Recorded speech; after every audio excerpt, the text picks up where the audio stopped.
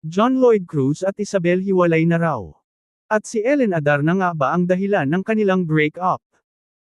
Matatanda ang taong 2023 nang mag-guest ang award-winning actor sa Fast Talk with Boy Abunda, at inamin ang tunay na estado ng relasyon nila ni Isabel. Si Isabel ay girlfriend ko. Boyfriend niya ako, sabi ni John Lloyd. Kwento pa niya, matagal na silang magkakilala ng apo ng kilalang pintor na si Maro Malang Santos. We're boring people. Wala kaming may kukwento. Ganyan lang kami. Matagal na kaming magkakilala. Gallery nila yung una kong pinasok na gallery. At the time na bago pa lang akong tumigil with ABS-CBN, napadpad ako sa pag-e-explore ng arts. So, gallery nila yung una kong napasok, lahad ni John Lloyd. Usap-usapan ngayon sa social media, ang di umano'y pag-unfollow nina John Lloyd Cruz at Isabel Santos sa isa't isa sa Instagram. Matapos ang ilang taon nilang relasyon, ay tila hiwalay na ang mga ito.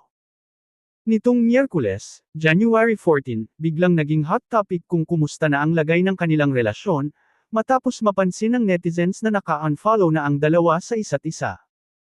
Duda ng ilan, tila may pinagdaraan ang problema sina John Lloyd at Isabel, o di naman kaya'y nagwakas na ang relasyon ng dalawa.